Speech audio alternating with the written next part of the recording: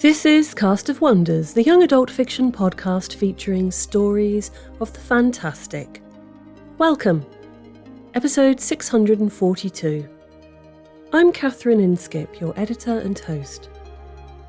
Our story for today is Feeding Spirits by Emmy Core, a Cast of Wonders original. Emmy is a writer in a shell from the land down under, where bunyips may or may not reside. She is more likely to be found peeking out of her shell, embellishing events with a pen, than fighting monsters with picket sticks. If you'd like to follow her watching the world go by, she can be found on social media at EmmyCore or on her website www.emmycore.com. This story is narrated by Tanya Jade. Tanya started acting as a result of a friendly dare, which brought out natural instincts for the craft, and she hasn't looked back. Since starting in 2014, she's been cast in a plethora of films, TV series, commercials, and theatre productions. Most recently, psychological thriller feature Brother, CW's Wild Cards, and The Good Doctor from ABC. Tanya has a strong background in dance, she speaks Mandarin and some Spanish, is an advanced scuba diver, free diver, rides a motorbike, is highly adaptable, and also trains in stunts. Tanya's website is tanyajade.com. This story comes with a content note for friendly haunting by a deceased family member. And now, we've a tale to tell.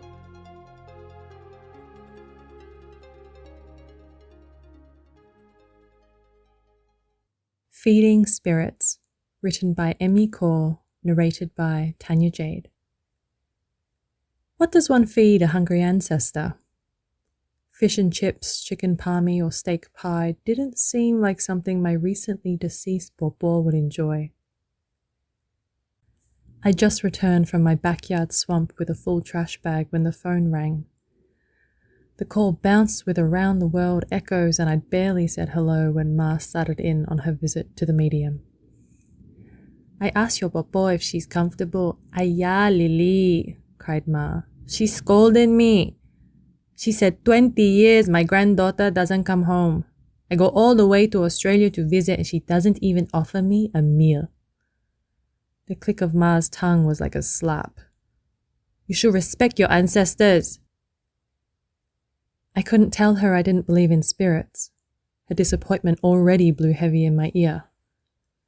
When I'd first landed a job in this lucky country, I'd flown Bobo over in excitement. I could fulfill my familial respect and treat her to dinner with my first pay. The rest of the family had been too busy, so treating Bobo meant everything. But she found the beef undercooked, the vegetables too soft, and everything was missing rice. She never returned, and I stopped inviting her. I might have immediately forgot about the call, except for Ma's next words. Bobo says to get protection mirror for your back door. She says there's a funny smelling thing that likes looking into your house. She's not sure if it's good or bad. A stench regularly wafted through after dark, the swamp odor blowing back into town. I'd never mentioned it to Ma, especially as it also appeared on airless nights, and definitely not to Bobo. I didn't believe in spirits, but caution seemed the wiser choice. Next morning, sweating through the summer heat, I nailed a bagua, a hand-sized round mirror in an octagonal frame above my fly screen. My hand swatted back and forth, wishing the bagua would also reflect the blowies from my face. What's that for? Called a gravelly voice. I waved to the Aboriginal elder out on her daily inspection of the swamp. My grandma says it's for bad spirits, I shrugged vaguely. I really didn't want to come across as the crazy Chinese lady. She cackled. 20 years living here, and now you get scared. I was about to deny it, but her knowing stare pierced me. My gaze slid over the deck instead, catching an old scar left by a smashing bottle, its matching gash deep in my memory. Years ago, a gang of kids rode by daily, throwing empty Coke bottles into the swamp. One day, with my heart thumping fast, I called out to bin their rubbish. The leader sprinted up and lobbed his bottle at me, the glass smashing across the timber floor. They jeered as I ran into the house, so frightened I left my shoes on. I remained gripping a broomstick for safety all afternoon. Next day, cops door knocked through town because a boy had disappeared. By the time the search crew spotted a handlebar in the swamp, only a baseball cap was found. The elder warned everyone to stop littering the waterways if we didn't want the bunyip looking for another meal. The cops closed the case as a divorce tug-of-war, suspecting the father had grabbed his son and vanished overseas. I combed the wetlands with my trash grabber weekly ever since. Not because I believed in mythical swamp spirits, but because I had free time. The elder wheezed as she left. "Be good to the swamp. That'll protect you better than a mirror." Her words stuck like the midges on my sweaty face. I set Popo's smiling photo on a corner of my desk, facing the memorial altar, toward the water, for good energy flow. Popo didn't need to know what kind of water was in that swamp. With no family here, cultural rituals like these were as rusty and bent as the nails in my outhouse. I spoke aloud to dispel my unease, setting a bowl of sand beside her face. "Dibuchi, Popo. I'm sorry. I didn't know you came to see me." Heat rose to my cheeks as I talked to the air. The packet of joss sticks I held mocked me. Was I supposed to use 1 or 3? I picked one so the packet would last longer. A disapproving prickle walked across the nape of my neck. Lighting the joss, I bowed 3 times at the altar, then stood the stick in the sand. Ma used to do this at a temple, saying the rising smoke carried our words closer to spirits. I laughed at my fraudulence now, just glad the incense kept mozzies away. "I'll cook you a nice dish tonight," I told her. I just didn't know what to feed Popo. In my younger days, friends missing home would join me on taste bud adventures, driving 2 hours to the city for a yum cha morning or a highly rated laksa lunch. If Popo traveled expecting such cuisine from me, she was going to be very disappointed. That night, I came out of the kitchen and set down an offering of rice and a side plate of stir-fried beef and vegetables. Lighting a joss stick, I awkwardly spoke to the air. "Popo, 来吃吧. Please come eat." I eyed the food. Nothing happened. Smoke curled upwards as heat chewed the incense to ash. "A watched pot never boils," I muttered under my breath. Stepping off the deck, I walked towards the balmy sunset. The cricket calls stopped, assessing the threat as I passed before returning to their amorous intent. The minty citrus scent of eucalyptus leaves filled my lungs, its now familiar fragrance soothing my awkward uncertainty at waiting for the essence of dinner to be consumed. Eventually, I returned with a pair of jiaobei, wooden crescent blocks. I threw them like a pair of dice as I asked, "Popo, 你吃完了吗? Have you finished eating?" The communication blocks fell flat side down, curved side up. No. Popo needed more time to enjoy her meal.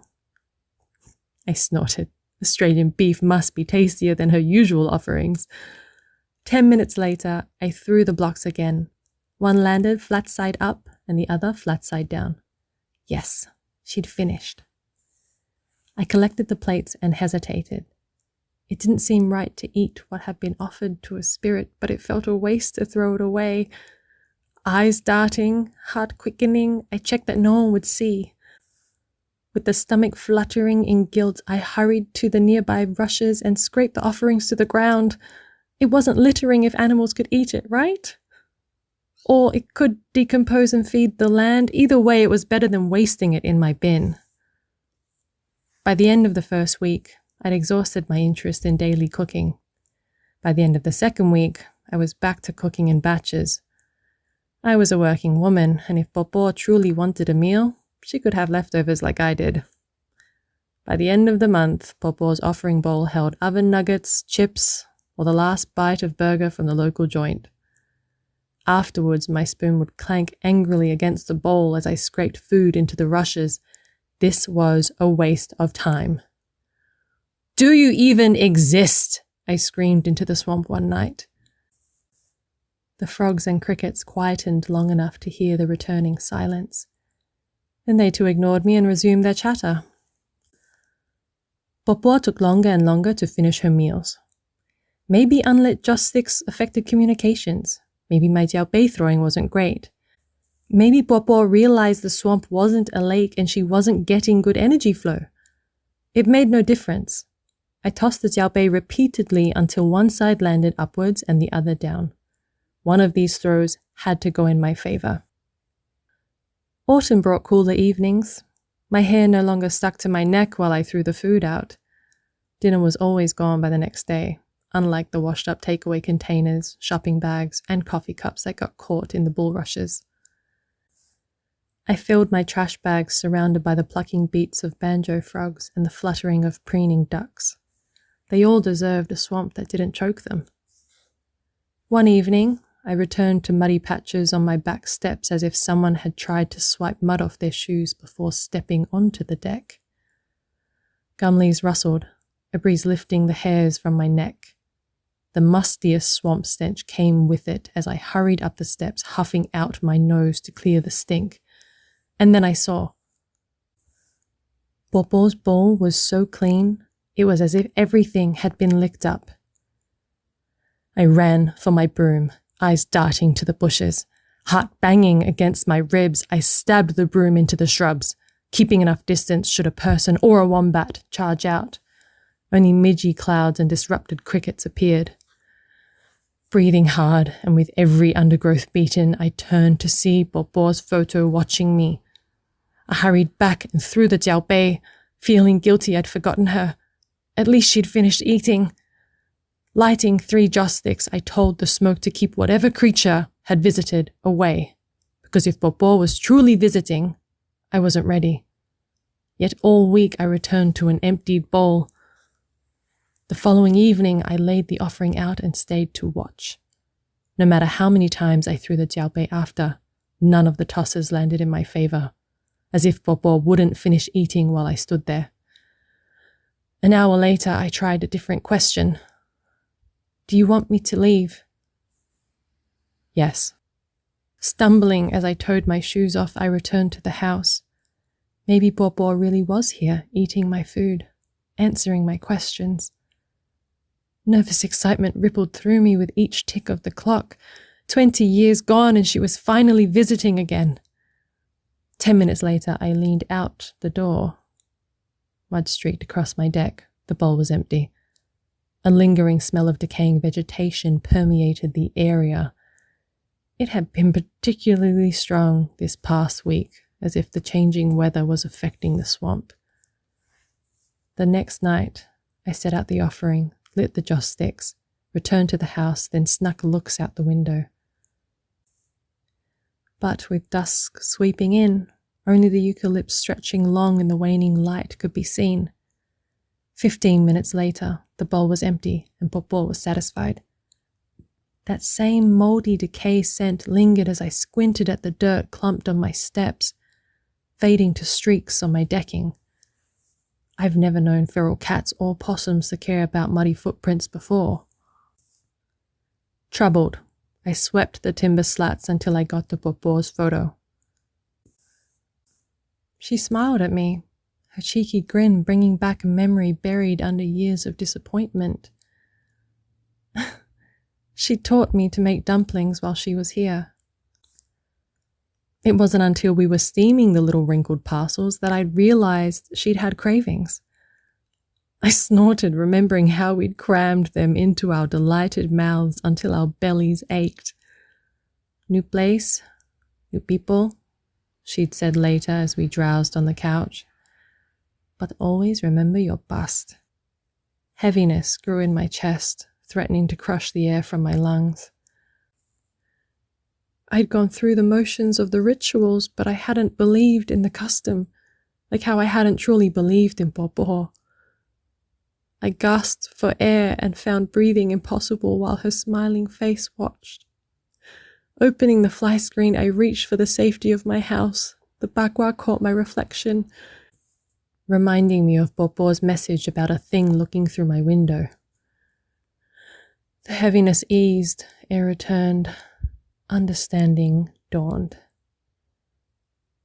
I'd forgotten my past and what came with it, the old ways of protection and family looking after each other.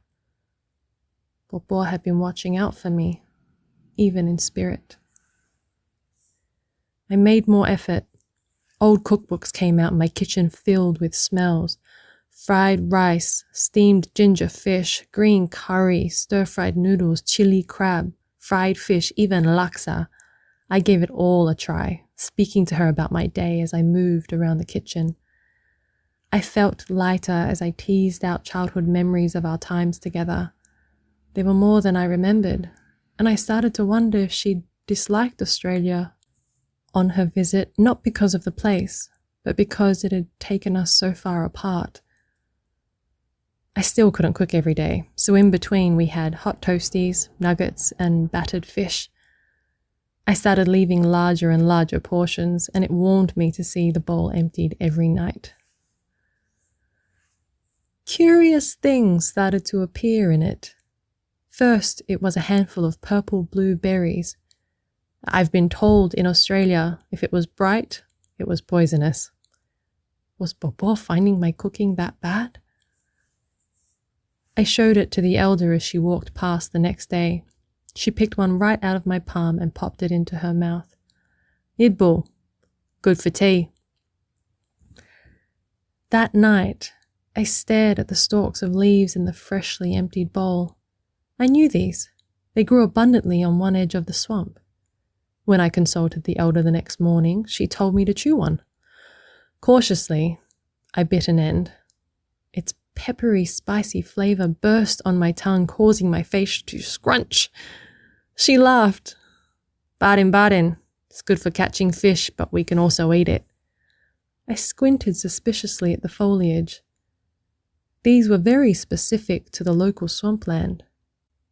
I doubted Bobo came across the knowledge of their edibility on her own. On the third night, I waited on the other side of the back door while Bobo finished dinner. A new theory was building in my mind. I took occasional sniffs of the air until I caught the scent of mouldy vegetation and wet earth. Pressing my ear to the door, I heard a shuffling of feet, or maybe it was dried leaves scattering across the deck. Faint scolding followed, more air than voice in intonations. I hadn't heard it in years, or it might have been the chatter of bulrush seed capsules brushing against each other. But I didn't think so. I think it was more than just Bobo coming on these visits. Afterward, there were thick, dirty roots in the bowl. Once more, it was the elder who enlightened me. We used to dry it in the sun before eating. That night, I baked the tuber roots wrapped in peppery leaves and stewing in homemade nidbul juice. While waiting for the timer to ring, I squinted at the sun dropping towards the swamp. Bobo wouldn't know all these outback plants like the Aboriginal elder did. I don't know how Bobo did it, but I'm certain she was learning from some funny-smelling bunyip. I frowned at the fading light. Should I be worried about Bobo hanging out with a spirit that might have eaten a boy? The fiery ball winked between the gum trees as if smirking at me, and I laughed. The kid was probably a man now living in another country, scolding his own child for littering. The oven buzzed. I pulled the tray out and dished a portion into the offering bowl. There was nothing to worry about. Bobo was looking out for me, and I was excited to share this homemade recipe with her. With them. Setting down the offering and lighting 3 joss sticks, I bowed my grace for her care and company. 来，大家, come everyone, I invited. 我们吃. Let's eat. I hope you all like it. Next day, Ma rang again. Lily, we spoke to the medium again. Popo's 100 days finishes tonight and she'll be moving on to her new life. She's so happy, says her friend from the lake has been showing her many things and they like your tasty dishes. Popo wishes she visited more because you live in a very interesting place. Ayah, my mother's all adventure. She asks if you can look after her friend who is so lonely. Do you know what she's talking about? Look after yourself, okay? I set the receiver down, blinking through my stinging eyes. Popo only had 100 days? There were still so many recipes for us to try together. I swiped away the falling tears. I'd already gotten more time than I expected, but if she had to go, I would give her a send-off she wouldn't forget. That night, I cooked a mini banquet, dishing out a little of everything. As I bowed with the joss sticks in my hands, I thanked her for her approach, for looking after me, and for reconnecting us. I promised to look after her lake friend and invited her to one last meal. Goodbye was harder than I thought. The irony was too much. The spirit I hadn't believed in had become friends with a myth that didn't exist, and soon they would both be gone. When I returned to the empty bowl, I laughed and cringed at the widgery grubs squirming within. If Popo's new friend was still expanding the horizons of my taste buds, maybe I wouldn't lose them both. In the morning, I dismantled the altar. With Popo gone, I wanted her photo in the house with me. I set a tray down instead for future meals. Food was the best way to look after friends. A tightness squeezed in my chest. Popo may not have actually been here, but the place already felt emptier. The elder walked by as I was taking down the bagua. I told you there was no need, she said. You're good to the swamp. I watched as she walked on. Perhaps it was time I shared my cooking with another. She might even have suggestions on what to feed a bunyip. I called out, "Would you like to come for dinner tonight?" The smell and taste are powerful triggers for memories, and there's nothing quite as comforting as cooking a familiar family dish, even more so when it comes with memories of time spent with our loved ones. But breaking bread together has always meant a lot more than just that. We share food as a gesture of welcome to others. It's an offer of safety and community, and by sharing our food and traditions, we start the process of making new friends. What I love in this story is how we see it going in both directions. The bunyip welcoming the protagonist to the traditions and foods of the swamp, recognising that she sees the value in the place. Her Popo, not just reconnecting with her granddaughter, but developing a new friendship and continuing to explore past the bounds of death. A friendship which is reflected by the one that grows between the living human characters. We talk about good food as something which feeds the soul as well as the belly, and in this story we see it develop to perfection. Feeding spirits, indeed. Join us again soon. We love bringing you the best audio fiction week after week, but we can't do it without your support. Your donations pay our authors, our narrators, our servers and our staff. Please consider supporting us with a monthly donation through either PayPal or Patreon. You can also review us on Apple Podcasts, request us on Spotify, and consider the stories we publish for award consideration. There are lots of ways you can help. You can join the discussion on the EA Discord and visit us on Blue Sky at castofwonders.org. Come say hello. Cast of Wonders is brought to you by editor Catherine Inskip, assistant editor Alicia Caparaso, associate editors Rebecca Arn, Tanya Adelit, Amy Brennan, Kapia Cobb, Becca Miles, Ray O, Samuel Poots, Emma Smales, Denise Udell, and Rin Yi. Our editorial assistant is Amy Brennan and our audio producer is Jeremy Carter. Cast of Wonders is part of the Escape Artists Foundation, a 501c3 non-profit. And this episode is distributed under the Creative Commons Attribution, Non-Commercial, No Derivatives 4.0 International License. That means you can download or listen to the episode on any device you like, but you can't change it or sell it. Our theme music is Appeal to Heavens by Alexei Nov, available from Promo DJ or his Facebook page. Thank you for listening.